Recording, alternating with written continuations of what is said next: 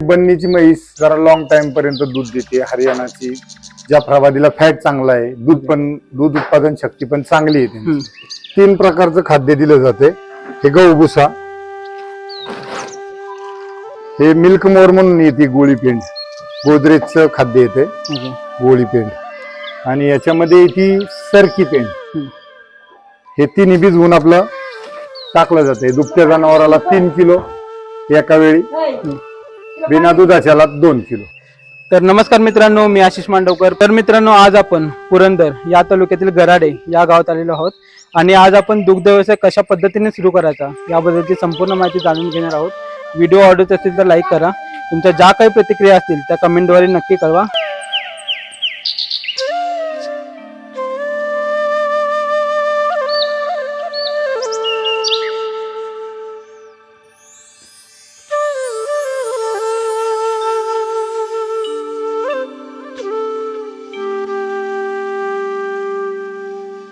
नमस्कार दादा. नमस्कार. तर दादा, सर्वप्रथम तुमची ओळख करून द्या.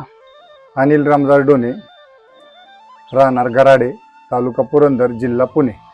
तर दादा, किती वर्षापासून तुम्ही हा दुग्ध व्यवसाय करताय? दुग्ध व्यवसाय तसा आमचा हा परंपरागतच. ओके. वडिलांनी केला काही दिवस, नंतर ना आम्ही करतोय. तर दादा, तुम्ही या व्यवसायामध्ये सुरुवात किती मशीन पासून केली? म्हशी तशा वडिलांच्या काळामध्ये 7, 8, 10 पर्यंत होत्या. ओके. नंतर ना आम्ही वाढवता थोडी भावाची पण साथ मिळाली. ओके. आईची वडिलांची पुन्हा साथ चांगली भक्कमरित्या मिळाल्यामुळं अजून सुधारणा झाली. त्यापासून मग आम्ही पुण्यामध्ये डेअरी टाकली, दूध व्यवसाय आपला, दूध विक्रीचं. ओके. त्याच्यावरती मग आम्ही हळूहळू वाढवत इथपर्यंत पोहोचलो. तुमच्याकडे जे ह्या आता म्हशी आहेत तर त्या कोणत्या जातीच्या आहेत?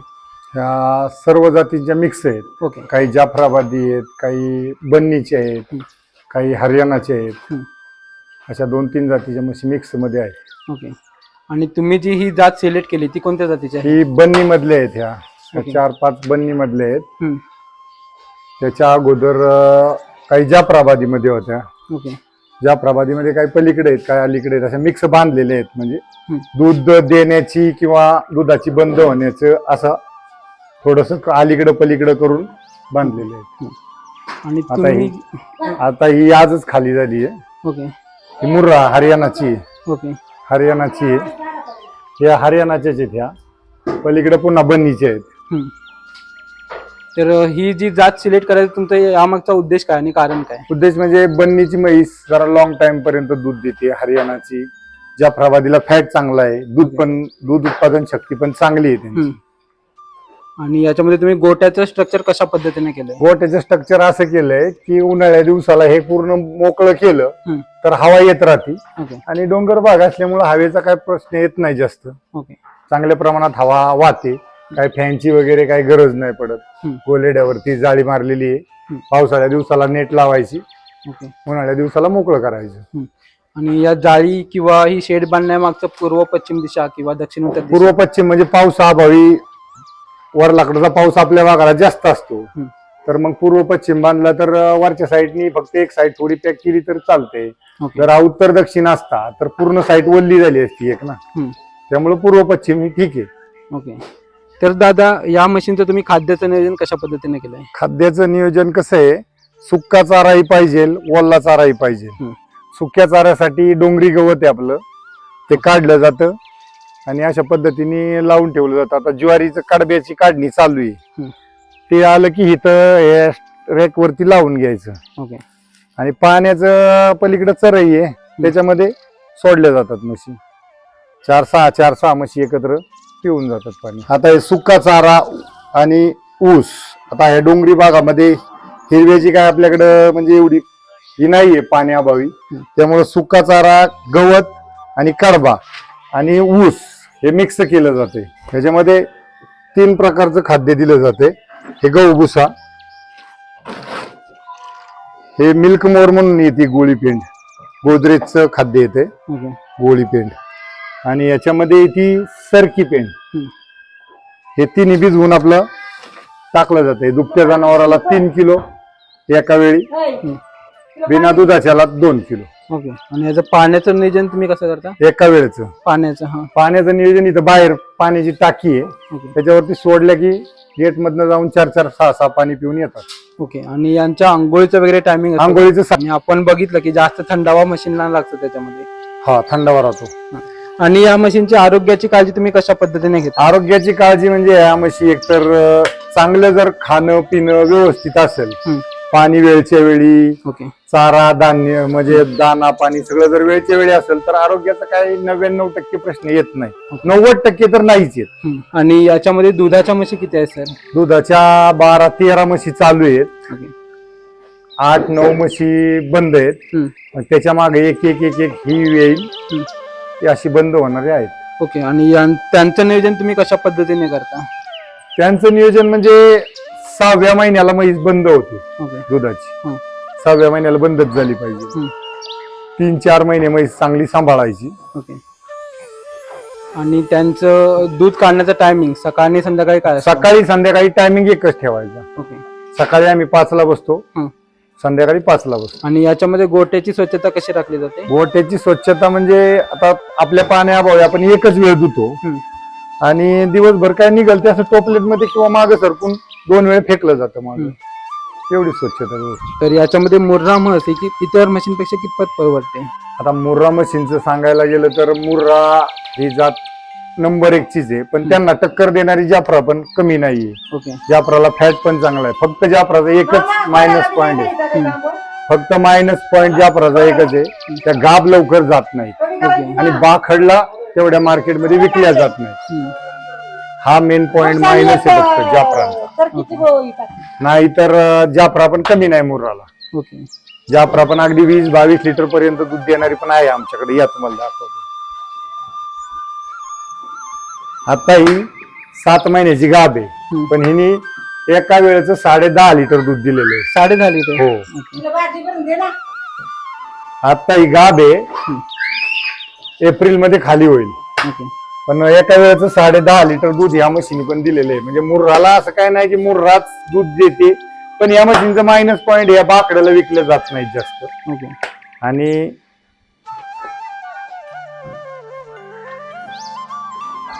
तर सर ह्या म्हशी आजारी पडण्याच्या काही शक्यता असतात का? या म्हशी आजारी शक्यतो नाही पडत.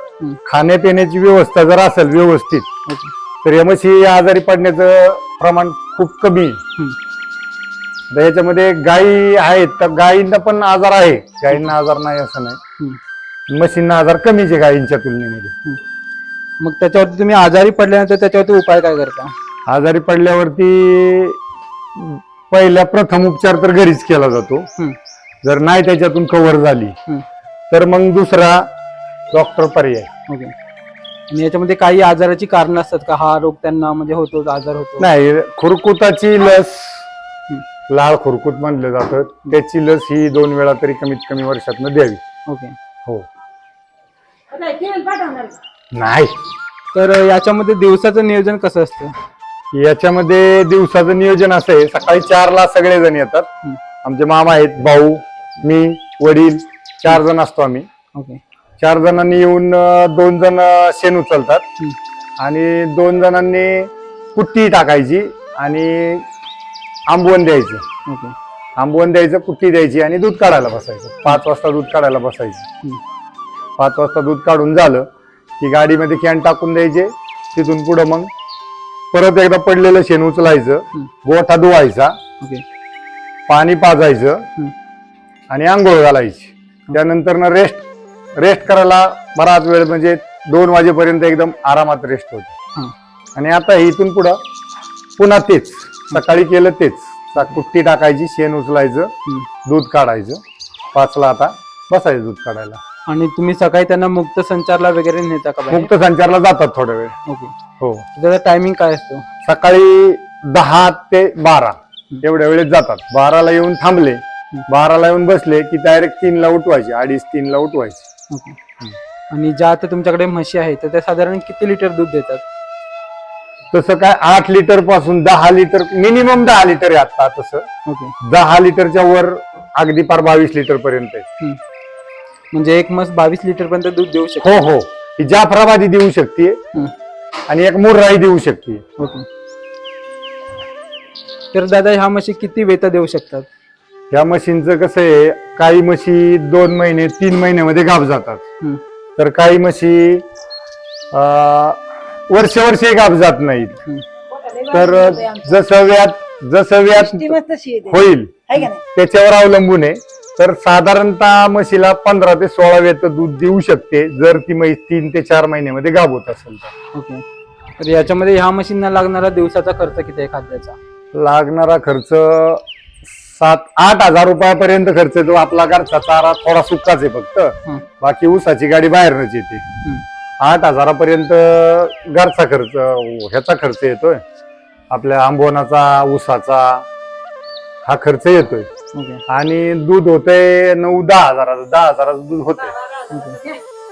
तर याच्यामध्ये विक्रीचं व्यवस्थापन तुम्ही कशा पद्धतीने केलंय? विक्रीचं व्यवस्थापन असं आहे, इथं दूध काढलं की गाडीमध्ये टाकायचं.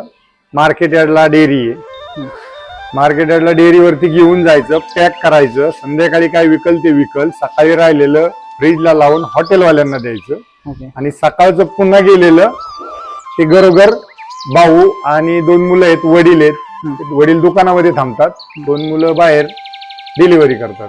ओके. आणि मी आता भरपूर व्हिडिओ बघितलेत की काहींचे व्हिडिओ असतात की खरंच गोठा व्यवसाय परवडतोय का? तर तुम्ही काय सांगाल याच्याबद्दल? सध्याच्या काळाला गोठा व्यवस्थापन परवडते, पण स्वतः केलं तर. ओके. जर तुम्ही म्हणाल मी 4 माणसं ठेवल आणि मग करल, तर नाही सक्सेस होत. ओके. तुम्हाला कळलं पाहिजे सगळं आतमधलं, कोणती म्हैस घेतली, कोणती विकली, कोणतीने किती दूध दिलं, हे तुम्हाला कळलं पाहिजे. ओके. हे महत्वाची गोष्ट आहे. ओके. म्हणजे पूर्ण कुटुंबाची साथ असेल. हो, पूर्ण कुटुंबाची साथ पाहिजे. कुटुंबाची साथ नसेल तर नाहीच होऊ शकत, कधीच नाही होऊ शकत. ओके. आणि या मशीन पासून जे शेणखत मिळतं तर त्याचं तुम्ही काय करता सर? शेणखताचं कसं आहे, निम्म अर्ध घरी टाकलं जातं. तर पावसाळ्या दिवसाला आपलं शेतीमध्ये ह्याची पिकं होतात थोडीशी, आपली मक्का, कडवळ म्हशींसाठी. आणि या दिवसामध्ये थोडा गहू, ज्वारी हे तर कंपल्सरी होतच आहे.